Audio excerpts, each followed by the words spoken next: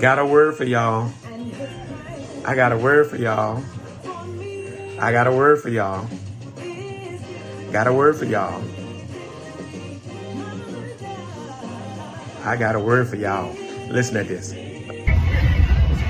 What up, fam? It's the Culture CEO, man. Look, taking that morning drive in to the worship service. Listening to the Brown boys. I think they're out of Alabama. Talking about he's been good to me. Y'all hear that? I love quartet gospel.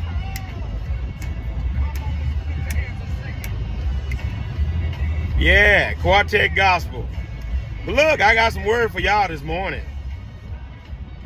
You know, we brought about, thank God for his revelation yesterday, man, on the live about that doggone Ecclesiastes chapter 11, verse 2. Ecclesiastes chapter 11, verse 2. Ecclesiastes chapter 11, verse 2. Go look at that thing. NIV version, New International Version.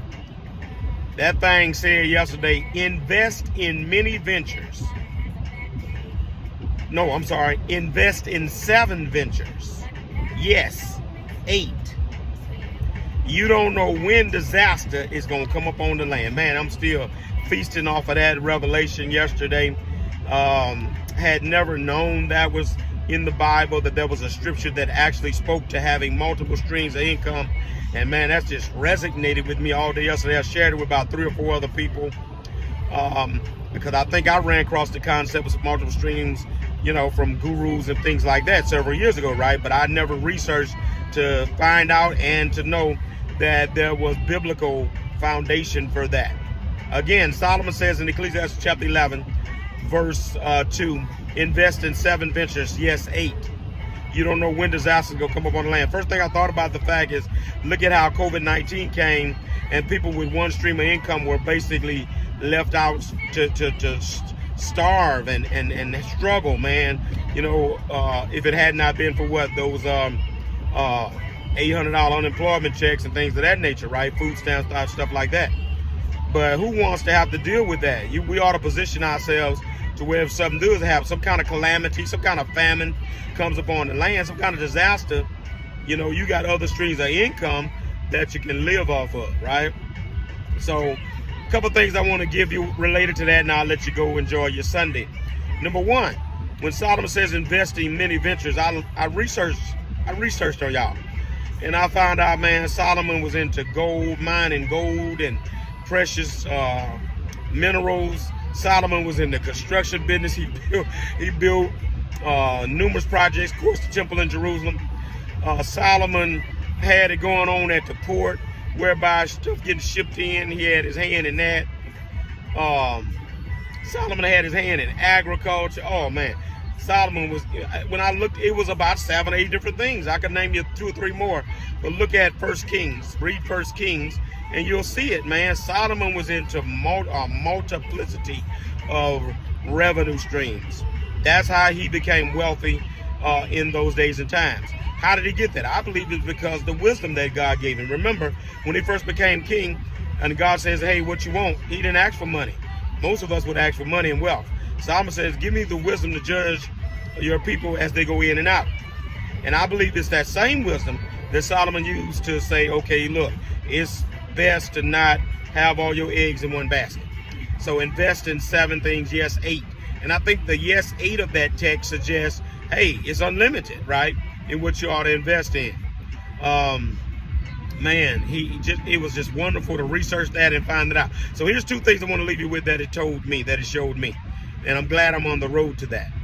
Number 1, diversify within what you're already doing. In other words, I'm in the dump truck business, right?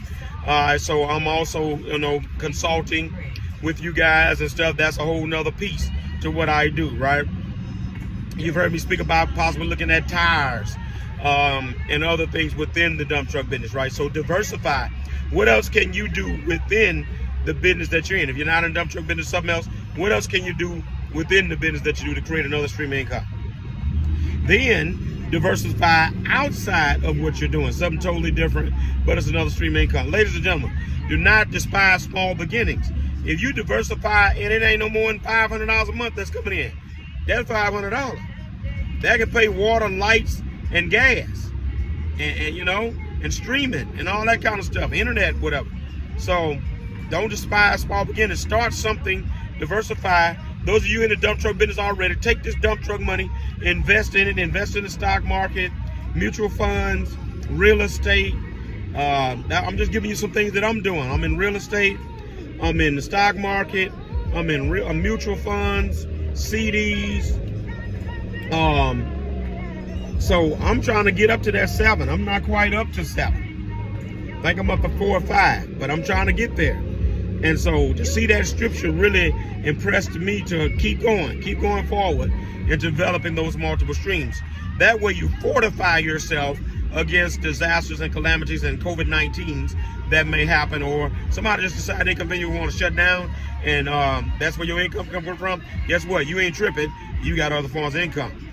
All right? So look, man, I'm giving you wisdom from the book this morning, straight out of the mouth of Solomon, into my heart, out of my mouth, on the airwaves to you.